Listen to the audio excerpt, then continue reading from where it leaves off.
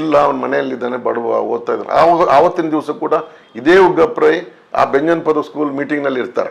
Exam ಟೈಮಲ್ಲಿ ಕೂಡ ನಾನು ಬೀಡಿ ಕಟ್ತಾ ಇದ್ದೆ, ಏನು ಬಂದ್ ಮಾಡಲ್ಲ ಅಂತ ಒಂದು ಜೀವನ ಇತ್ತು ನಮಗೆ. ತನ್ನ ಮಕ್ಕಳ ಜೊತೆಯಲ್ಲಿ ಹರೀಶನು ನನ್ನ ಸ್ಕೂಲಿಗೆ ಬರ್ತಾಯಿದ್ದ, ಸದಾಶಿವನು ನನ್ನ ಮನೆ ಸ್ಕೂಲಿಗೆ ಬರ್ತಾಯಿದ್ದ, ವಸಂತಕ್ಕರು ಅಲ್ಲಿಗೆ ಬರ್ತಾಯಿದ್ರು, ಮತ್ತು ನೆಲ್ಲಕ್ಕದ್ದು ಇವ್ರು 4 ಜನ ಮಕ್ಕಳು ಮನೆ ಪಕ್ಕದ ಮನೆ.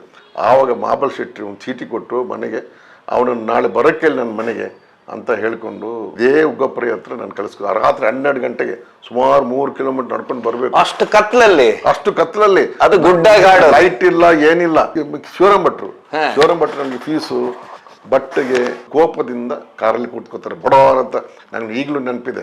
ಅವ್ರಿಗೆ ಬ್ಯಾರಿ ಭಾಷೆ ಬರ್ತಾ ಇತ್ತು, ಇವನು ಆವಲಲ್ಲ ಅಂತ ಹೇಳ್ಕೊಂಡು. ಮಾನ್ಯ ವೀಕ್ಷಕರೇ, ಇವತ್ತು ನನ್ನೊಂದಿಗೆ GA ಭಾವ್ ಅವರಿದ್ದಾರೆ. ನಿಮ್ಗೆಲ್ಲರೂ ಗೊತ್ತು, ಬೆಂಗಳೂರಿನ DCP ಆದಂತವ್ರು ಅಂದ್ರೆ ಕಮಿಷನರ್ ಆಫ್ ಪೊಲೀಸ್ ಆದಂತವ್ರು GA ಭಾವ್ ಅವರು. ವಿಶೇಷ ಅಂತ ಹೇಳಿದ್ರೆ ಮೊನ್ನೆ ಒಂದು ಭೀಕರ ಹತ್ಯೆ ಆಗುತ್ತೆ, ನಿಮ್ಗೆಲ್ಲರೂ ಗೊತ್ತು. ಅಬ್ದುಲ್ ರೆಹಮಾನ್ ಅನ್ನುವಂತ ಅಮಾಯಕ ವ್ಯಕ್ತಿಯ ಹತ್ಯೆ ಆಗುತ್ತೆ. ಅವರು ಅವರ ಸಂಬಂಧಿಕರು ಏನ್ ಅಬ್ದುಲ್ ರೆಹಮಾನ್ ಊರಿದೆ, ಕೊಳತೆ ಮಜಲು ಊರು ಏನಿದೆ, ಅದರ ಪಕ್ಕದಲ್ಲೇ ಇರುವಂತದ್ದು ಅಮ್ಮುಂಜೆ, ತುಂಬಾ ದೂರ ಏನಿಲ್ಲ.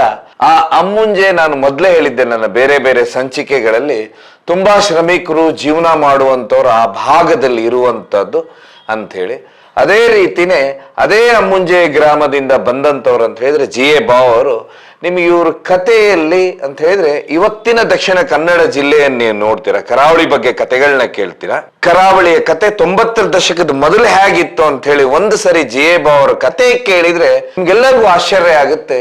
ಯಾಕಂತ ಹೇಳಿದ್ರೆ ಅವ್ರು ಇಡೀ ವಿದ್ಯಾಭ್ಯಾಸ ಹೇಗ್ ಮಾಡ್ತಾರೆ. ಯಾಕಂತ ಹೇಳಿದ್ರೆ ಅವರು 7ನೇ ಕ್ಲಾಸ್ ನಂತರ ತಮ್ಮ ಡಿಗ್ರಿವರೆಗೂ ಹಿಂದೂಗಳು ಜೈನರ ಮನೆಯಲ್ಲೇನೆ ಅವರ ಜೀವನ ಎಜುಕೇಶನ್ ಪ್ರಾರಂಭವಾಗುತ್ತೆ ಅಂತ ಹೇಳಿದ್ರೆ ಎಷ್ಟೊಂದು ಸೌಹಾರ್ದತೆ ಇರುವುದಕ್ಕೆ GA ಭಾವ್ ಅವರೇ ಸಾಕ್ಷಿ. ಯಾಕಂತ ಹೇಳಿದ್ರೆ ತುಂಬಾ ಕುಗ್ರಾಮದಿಂದ ಬಂದಂತವ್ರು ಮುಂದೆ ಬೆಂಗಳೂರಿನ ಕಮಿಷನರ್ ಆಗಿ ನಿವೃತ್ತಿ ಹೊಂದುತ್ತಾರೆ.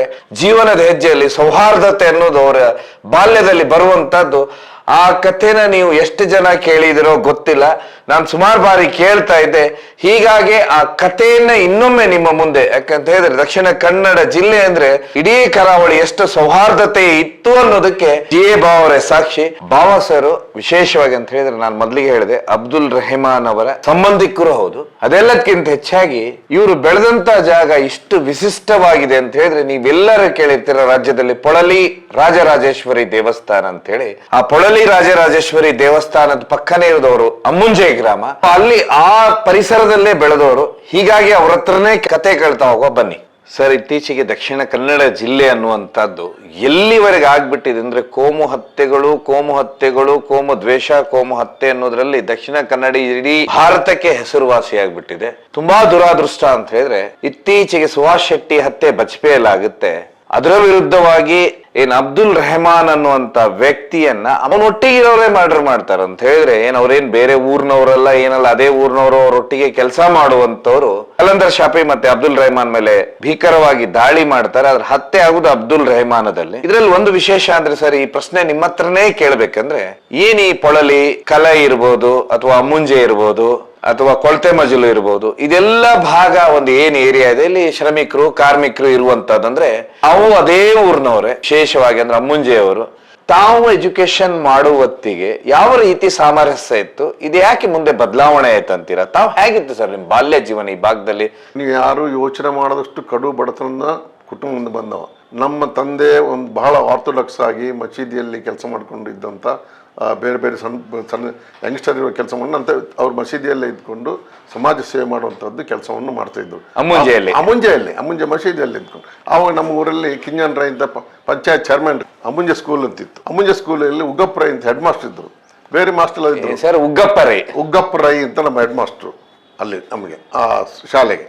ಅಮ್ಮುಂಜೆ ಏಡೆಡ್ ಎಲಿಮೆಂಟ್ರಿ ಸ್ಕೂಲ್ ಈಗಲೂ ಇದೆ ಆ ಶಾಲೆ ನಾನು ಹೋಗ್ತಿದ್ದು. ಎಲ್ಲ ಕಮ್ಯುನಿಟಿಯವರು ಬರ್ತಾಯಿದ್ರು, ಧರ್ಮದ ಕ್ರಿಶ್ಚಿಯನ್ಸು, ಹಿಂದೂ, ಮುಸ್ಲಿಂ ಎಲ್ಲ ಒಟ್ಟಿಗೆ ಹೋಗ್ತಾ ಇದ್ದು, ಓಡಾಡ್ತಾ ಇದ್ದು ಅನ್ಯೋನ್ಯವಾಗಿ.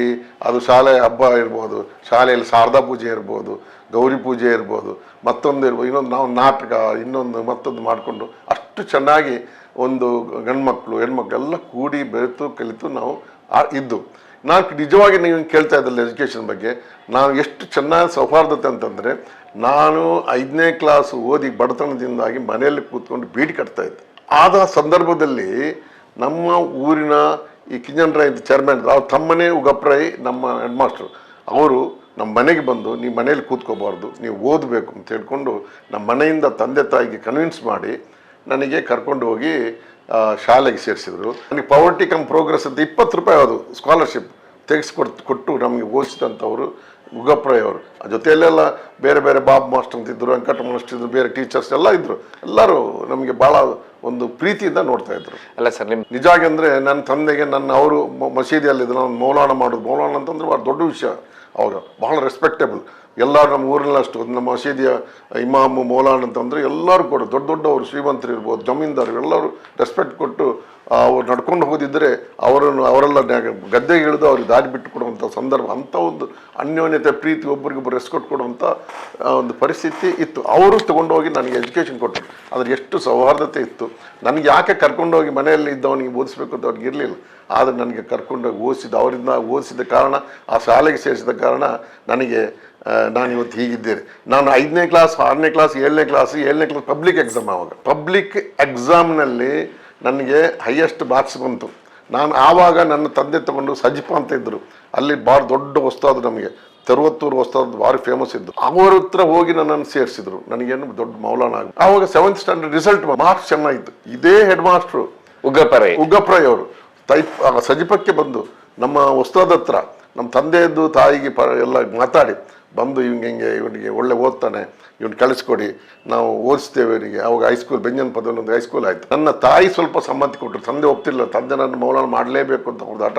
ತಾಯಿ ನಮ್ಮ ಉಗಪ್ರಾಯ್ ಅವರು, ಕಿಂಜನ್ ರಾಯ್ ಅವರು ಇವರೆಲ್ಲ ಊರಿನವರೆಲ್ಲ ಹೇಳುವಾಗ ಏನಿರಬೇಕು, ಓದಲಿ ಅವನು, ಅವ್ರು ಹೇಳ್ತಾರೆ ಹೋಗಲಿ ಅಂತ. ಅವರಿಗೆ ಆ ಉಗಪ್ರಾಯ್ ಇರ್ಬೋದು, ನಮ್ಮ ಕಿಂಜನ್ ರಾಯ್ ಚೇರ್ಮನ್, ಅವ್ರ ಮೇಲೆ ಇವ್ರಿಗೆ ಬಹಳ ಅಭಿಮಾನ, ಆ ಒಂದು ರೆಸ್ಪೆಕ್ಟ್ ಇವ್ರಿಗೂ ನಮಗೂ ಕೂಡ ಇತ್ತು. ಆ ಒಂದು ದಿಸೆಯಿಂದ ಅವರು ಒಪ್ಪಿಕೊಂಡು ಮುಂದೆ ನನಗೆ ಅಲ್ಲಿ ಮಸೀದಿಯಲ್ಲಿ ಓದಿಸಿದ ಉಸ್ತಾದ್ ಇವ್ರ ಮಾತು ಕೇಳಿ ಆಯ್ತಪ್ಪ ಹೋಗಿ ಅಂತ ದೊಡ್ಡ ಪ್ರೇಯರ್ ಮಾಡಿ ನೀವು ಒಳ್ಳೆದಾಗಬೇಕು ಹೇಳ್ಕೊಂಡು ನನಗೆ ಅಲ್ಲಿಂದ ಬೀಳ್ಕೊಟ್ರು. ಈಗಲೂ ಕೂಡ ನನಗೆ ನೆನಪಿದೆ. ಅಂಥ ಒಂದು ಸೌಹಾರ್ದತೆ ನಮ್ಮಲ್ಲಿತ್ತು.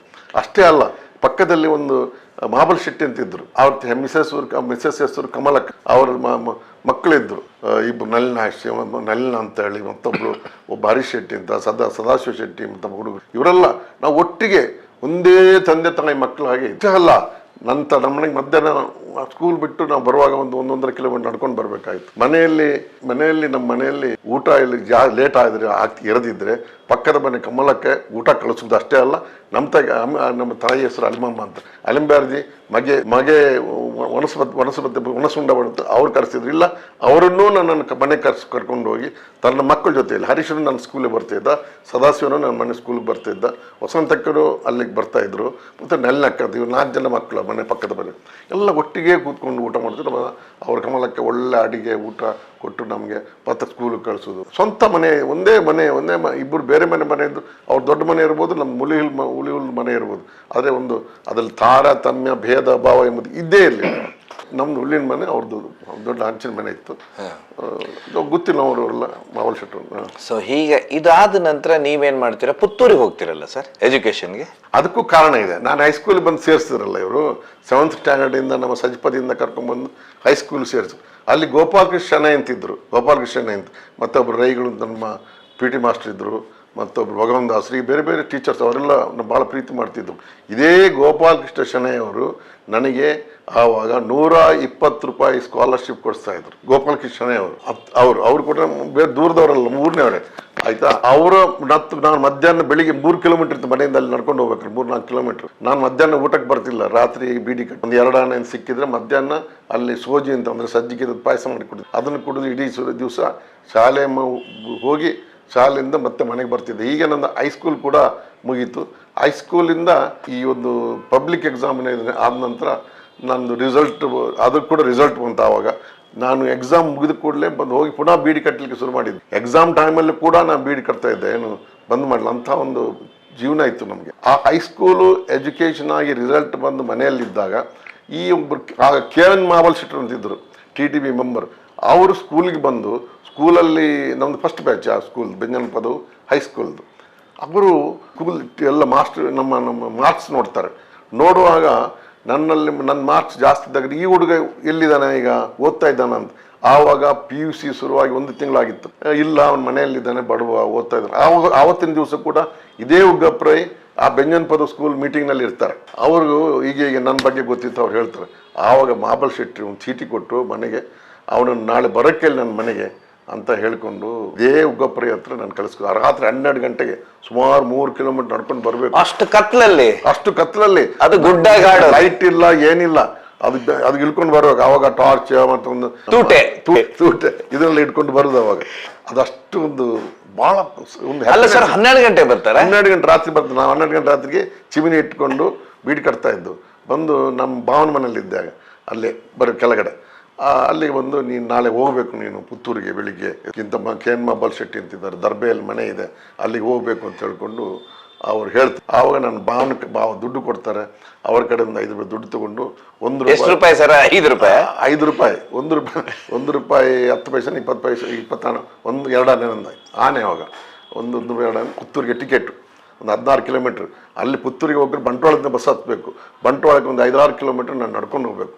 ನಡ್ಕೊಂಡು ಹೋಗಿ ಬೆಳಿಗ್ಗೆ ಎದ್ದು ಬಂಟ್ವಾಳಕ್ಕೆ ಹೋಗಿ ಬಸ್ ಹತ್ತಿ ಸುಮಾರು 10-11 ಗಂಟೆಗೆ ದರ್ಬೆಗೆ ಹೋಗಿ ಮಹಾಬಲ್ ಶೆಟ್ಟರ್ ಮನೆಗೆ ಹೋಗ್ತೇನೆ. ಮಹಾಬಲ್ ಶೆಟ್ಟರ್ ಹತ್ರ ಮನೆಗೆ ಹೋಗಿ ನಾನು ಬಾಗಿಲು ಬಡಿತೇನೆ. ಆವಾಗ ಅಮ್ಮ ಅವ್ರಿಗೆ ವಿಶಾಲಾಕ್ಷಿ ಅಂತೇಳಿ KN ಮಹಾಬಲ್ ಶೆಟ್ಟರ ಧರ್ಮಪತ್ನಿ ಅವ್ರು ಬಾಗಿಲು ತೆಗಿತಾರೆ. ಯಾರಪ್ಪ ನೀನು? ನಾನು GA ಅಂದಂದು ರಾತ್ರಿ ಪಂಡದಿತ್ತೇರು ಅಂದರೆ ರಾತ್ರಿ ಅವ್ರು ಹೇಳಿರ್ತಾರೆ, ಬೆಳಿಗ್ಗೆ ಒಬ್ಬ ಹುಡುಗ ಬರ್ತಾರೆ ಅಂತೆಲ್ಲ ಹೇಳಿರ್ತಾರೆ ಹೆಂಡತಿ. ಅವ್ರು ಇಮಿಡಿಯೇಟ್ಲಿ ಬಾಗಿಲು ತೆಗೆದು ನನಗೆ ಒಳ್ಳೆ ತಿಂಡಿ ಕೊಟ್ಟು ಮನೆಯಲ್ಲಿ ಕೂಡಿಸ್ತಾರೆ. ನಂತರ ಇದೇ KN ಮಹಾಬಲ್ ಶೆಟ್ಟರು ನನ್ನನ್ನು ಓದಿಸ್ಬೇಕು ಅಂತೇಳಿ ಅವರ ಒಂದು ಅಂಬಾಸಡರ್ ಕಾರ್ ಇರುತ್ತೆ, ಅವರೇ ಡ್ರೈವ್ ಮಾಡಿಕೊಂಡು ನನ್ನನ್ನು ಪಕ್ಕದಲ್ಲಿ ಕೂಡಿಸಿ ಒಬ್ಬರು ದೊಡ್ಡ ಮುಸ್ಲಿಂ ಬಾಂಧವರ ಹತ್ರ ಮೊದಲಿಗೆ ಹೋಗ್ತಾರೆ. ಅಲ್ಲಿ ಯಾವುದು ಸರಿ ಹೋಗೋದಿಲ್ಲ. ಅವರೇನು ಅವನ ಮನೆಯಲ್ಲಿ ಇಡಿಸಿ ನನಗೆ ಓದಿಸ್ಬೇಕು ಅಂತ ಒಂದು ಆಶೆಯಲ್ಲಿ ಒಪ್ಪಬಹುದು ಅಂತ ಹೇಳ್ಕೊಂಡು ನನ್ನ ಬಗ್ಗೆ ಎಲ್ಲ ಹುಡುಗ ಮಾರ್ಕ್ ನಾನು ತೆಗೆದಿದ್ದಾನೆ, ಇವನಿಗೆ ಇವನಿಗೆ ಭವಿಷ್ಯ ಇದೆ, ಓದಿಸಿ ಅಂತೇಳಿ ಕೇಳಕ್ಕೆ ಹೋಗಿದ್ರು. ಅದು ಅವ್ರಿಗೂ ಸರಿ, ಅವ್ರ ಮಾತಿಗೂ ಅಷ್ಟು ಸರಿ ಕಾಣಲಿಲ್ಲ. ಮತ್ತೆ ಬಂದು ಕೋಪದಿಂದ ಕಾರಲ್ಲಿ ಕೂತ್ಕೋತಾರೆ ಬಡವರ ಅಂತ. ನನಗೆ ಈಗಲೂ ನೆನಪಿದೆ. ಅವ್ರಿಗೆ ಬ್ಯಾರಿ ಭಾಷೆ ಬರ್ತಾಯಿತ್ತು. ಇವನು ಆವಲಲ್ಲ ಅಂತ ಹೇಳ್ಕೊಂಡು ಪೆಂಜೇರಿ ಅಂದರೆ ಅಡ್ಜಿ ಹತ್ರ ಕೇಳ್ಕೊಂಡು ಬಂದು ಹೇಳವ ಇವನು ಆಗಾಕಿಲ್ಲ ಅಂತೇಳಿ ನನ್ನನ್ನು ಸೀದಾ ಕರ್ಕೊಂಡು ಡಾಲ್ ಅಂತ ಹಾಕ್ತಾರೆ ಕಾರ್. ಈಗಲೂ ನನಗೆ ಭಯ ಆಯಿತು. ಆವಾಗ ನನಗೆ ಕಾರಲ್ಲಿ ಅವಳ ಅಂಬಾಸಡರ್ ಕಾರ್ ಕೂತೇ ಇಲ್ಲ, ಅಭ್ಯಾಸ ಇಲ್ಲ ನನಗೆ. ಫಸ್ಟ್ ಟೈಮ್ ಹಾಗೆ ನನ್ನನ್ನು ಕರ್ಕೊಂಡು ಕೊಂಬೆಟ್ಟು ಅಂತ ಶಾಲೆ ಪುತ್ತೂರಲ್ಲಿ ಜಾಗ ಇದೆ.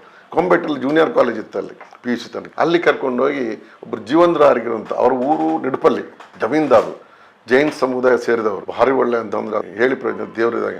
ಅವರು ಹೋಗಿ ಅವ್ರ ಹತ್ರ ಹೇಳ್ತಾರೆ ನನ್ನ ವಿಷಯ ಎಲ್ಲ. ಮಹಾಬಲ್ ಶೆಟ್ಟರು ಅವ್ರವ್ರ ಫ್ರೆಂಡ್ಸು, ಹೀಗಿದ್ದಾನೆ ಇವನು ಓದಿಸ್ಬೇಕು ಅಂತ ಸಹಾಯ ಮಾಡ್ತೇನೆ ಅಂತ.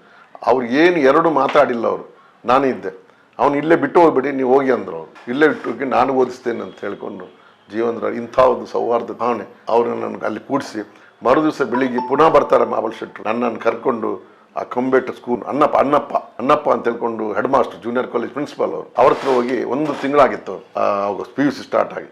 ಹೋಗಿ ಮಾರ್ಕ್ಸ್ ಕಾರ್ಡ್ ಅದು ಇದೆಲ್ಲ ಕೊಡ್ತಾರೆ ಅಂತ ತೊಗೊಂಡೋಗಿದ್ದೆ. ಕೊಟ್ಟಾಗ ನನಗೆ ಯಾವ ಸಬ್ಜೆಕ್ಟ್ ತೊಗೋಬೇಕು ಅಂತಲ್ಲ, PCMB ಸಬ್ಜೆಕ್ಟ್ ಅವರೇ ಕೊಟ್ಟರು. ನನಗೆ 1 ತಿಂಗಳು ಆಗಿತ್ತು. PCMB ಸಬ್ಜೆಕ್ಟ್ ನನಗೆ ಕೊಟ್ಟಿಗೆ ಅಡ್ಮಿಷನ್ ಮಾಡಿದ್ರು. ಅಡ್ಮಿಷನ್ ಮಾಡಿ ಸೀಟ್ ಕೊಟ್ಟರು.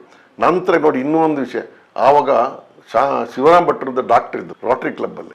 ಶುಕ್ರವಾರ ಆವತ್ತು ಗುರುವಾರ ಇತ್ತು. ನಾಳೆ ಶುಕ್ರವಾರ ಸಾಯಂಕಾಲ ತುಳುನಲ್ಲಿ ಹೇಳು, ನಲ್ಲಿ ಹೋಗೋಣ, ರೋಟರಿ ಕ್ಲಬ್ ಮೀಟಿಂಗ್ ಹೋಗೋಣ. ಹಾಗೆ ನನ್ನನ್ನು ಮರುದಿವಸ ಸಾಯಂಕಾಲ ರೋಟರಿ ಕ್ಲಬ್ ಮೀಟಿಂಗ್ಗೆ ಕರ್ಕೊಂಡು ಹೋಗ್ತಾರೆ ಮಹಾಬಲ್ ಶೆಟ್ಟರು. ಶಿವರಾಮ್ ಭಟ್ರು ಅಲ್ಲಿ ಇರ್ತಾರೆ. ಅಲ್ಲಿ ಇವರು ಭಾಷಣ ಮಾಡ್ತಾರೆ. KN ಮಹಾಬಲ್ ಶೆಟ್ಟರು ಅವರ ಅವರ ಸಮಕ್ಷಮದಲ್ಲಿ ಸುಮಾರು ಜನ ಇರ್ತಾರೆ, ಮೆಂಬರ್ಸ್ ಎಲ್ಲ ಇರ್ತಾರೆ, ರೋಟರಿ ಕ್ಲಬ್ ಮೆಂಬರ್ಸ್ ದೊಡ್ಡವರು. ಅವ್ರ ಮುಂದೆ ಭಾಷಣ ಮಾಡ್ತಾರೆ, ನನ್ನ ಬಗ್ಗೆ ಪ್ರಶಂಸೆ ಮಾಡ್ತಾರೆ, ಮಾರ್ಕ್ಸ್ ತೆಗೆದದ್ದು ಹೇಳ್ತಾರೆ. ಇದನ್ನೆಲ್ಲ ಅಲ್ಲಿ ಹೇಳ್ತಾರೆ. ಆವತ್ತು ಅಲ್ಲಿ ಇವರು ನಮಗೆಲ್ಲರಿಗೆ ಮಸಾಲೆ ದೋಸೆ ಕೊಡ್ತಾರೆ. ನನಗೆ ಫಸ್ಟ್ ಟೈಮ್ ಲೈಫಲ್ಲಿ ಮಸಾಲೆ ದೋಸೆ ಉಪ್ಪಿಟ್ಟನೇ ಇತ್ತು. ಇಲ್ಲೂ ನೆನಪಿದೆ. ಮಸಾಲೆ ದೋಸೆ ತಿಂದಿದ್ದಂತೂ ಲೈಫ್ನಲ್ಲಿ ಫಸ್ಟು ಆ ರೋಟರಿ ಮೀಟಿಂಗ್ನಲ್ಲಿ. ಹೀಗೆ ಅವರೆಲ್ಲ ಮೀಟಿಂಗ್ ಆದ ನಂತರ KN ಮಹಾಬಲ್ ಶೆಟ್ಟರು ನಾನೆಲ್ಲ ಜವಾಬ್ದಾರಿ ತೊಗೋತೇನೆ. ನಾನು ಅಲ್ಲಿ ಬಸ್ ಸ್ಟ್ಯಾಂಡಲ್ಲಿ ಒಂದು ಮಾಡಿಯಲ್ಲಿ ಇವ್ರದ್ದು ಆಫೀಸ್ ಇತ್ತು, ಡಾಕ್ಟ್ರ್ ಆಫೀಸ್. ನಾಳೆ ಬರಲಿ, ನಾನು ಫೀಸ್ ಕಟ್ತೀನಿ, ಬಟ್ಟೆಗೆಲ್ಲ ಕೊಡ್ತೇನೆ. ಅವರು ಶಿವರಾಮ್ ಭಟ್ರು ನನಗೆ ಫೀಸು, ಬಟ್ಟೆಗೆ ಮತ್ತು ಬುಕ್ಸ್ಗೆ ಎಲ್ಲ ಅವ್ರು ಕೊಟ್ಟರು. ಊಟ ಇದೆಲ್ಲ ರೆಸಿಡೆನ್ಸಿಯಲ್ ಇದೆಲ್ಲ ಜೀವನದಾರಿಗೆ ಮನೆ ಇತ್ತು. ಜೈನರ ಮನೆಯಲ್ಲಿ ಅಲ್ಲಿ ಕೊಟ್ಟವರು ಶಿವರಾಮ್ ಭಟ್ರು. ಕರ್ಕೊಂಡೋದವರು ನಮ್ಮ KN ಮಹಾಬಲ್ ಶೆಟ್ಟರು, ನಮ್ಮ ಪ್ರಿನ್ಸಿಪಾಲು ಅನ್ನಪ್ಪ ಅಂತ ಹೇಳ್ಕೊಂಡು ನಮ್ಮ ಪ್ರಿನ್ಸಿಪಾಲ್ ಜೂನಿಯರ್ ಕಾಲೇಜ್ ಅವರು 120 ರೂಪಾಯಿ ಸ್ಕಾಲರ್ಶಿಪ್ ಕಂಟಿನ್ಯೂ ಮಾಡೋದು. ಹೀಗೆ ನನ್ನ ಜೀವನ ಹೇಗಿದೆ ನೋಡಿ. ನಮ್ಮ ಸೌತ್ ಕನ್ನಡ ದಕ್ಷಿಣ ಕನ್ನಡ ಅವ್ರಿಗೆ ಹಜ್ಜವಾಗಿ ಉಡುಪಿ ಮಂಗಳೂರು ಒಂದೇ ಇತ್ತು ಅವಾಗ.